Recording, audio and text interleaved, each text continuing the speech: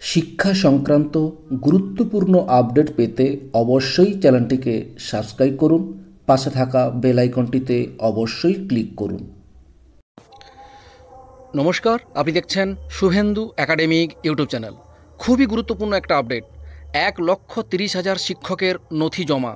কেন এই নির্দেশ? উত্তর দিলেন আইনজীবী বিকাশ রঞ্জন ভট্টাচার্য। দেখুন, নথি জমা দিতে হবে বাংলার 1,30,000 শিক্ষককে। পশ্চিমবঙ্গ শিক্ষা দপ্তরের নোটিশ ঘিরে জোর শোরগোল পড়ে গিয়েছে শিক্ষা মহলে। শিক্ষক নিয়োগ দুর্নীতি সংক্রান্ত একগুচ্ছ মামলা আদালতে বিচারাধীন। এরই মধ্যে রাজ্যের শিক্ষকদের জন্য বড় নির্দেশিকা দেওয়া হলো শিক্ষা দপ্তরের তরফে।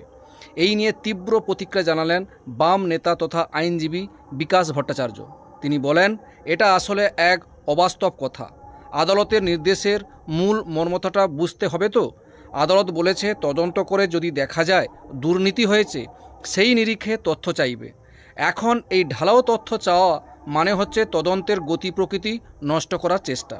আজকে ধরুন, যে লোকটি 35 বছর আগে চাকরি পেয়েছেন, হয়তো অবসর নেবেন, সব কাগজপত্র কোথায় পাবেন? এই রাজ্য সরকারের মতিভ্রম হয়েছে। এটা আসলে নির্বাচনের আগে পুরো বিষয়টিকে ঘেঁটে দেওয়ার চেষ্টা। বামেদের আমলে দুর্নীতি নিয়ে ওরা কিছুই পাবে না।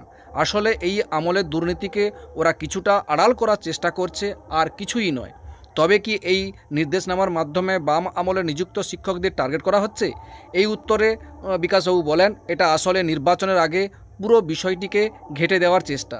বামেদের আমলে দুর্নীতি নিয়ে ওরা কিছুই পাবে না। আসলে এই আমলে দুর্নীতিকে ওরা কিছুটা আড়াল করার চেষ্টা করছে, আর কিছুই নয়। এই আমলে দুর্নীতিকে আড়াল করার জন্য এটা রাজ্য সরকারের একটা বাহানা। পুরো তদন্ত ঘেঁটে দেওয়ার পরিকল্পনা করা হয়েছে। প্রসঙ্গত উল্লেখ্য, প্রাথমিক শিক্ষক বাদে এবার বাংলার সব শিক্ষককে নথি জমা করতে হবে। কলকাতা হাইকোর্টের বিচারপতি বিশ্বজিৎ বসুর নিয়োগ সংক্রান্ত একটি মামলায় দেওয়া নির্দেশের ভিত্তিতেই এই নির্দেশিকা দিয়েছে রাজ্য। এক্ষেত্রে প্রায় 1,30,000-এর বেশি শিক্ষককে জমা দিতে হবে নথি। 27 মে পর্যন্ত সময় দেওয়া হয়েছে শিক্ষক শিক্ষিকাদের। তার মধ্যে নির্দিষ্ট জায়গায় হার্ড কপি জমা দিতে হবে। এই নির্দেশিকায় প্রশ্ন উঠেছে শিক্ষা মহলে।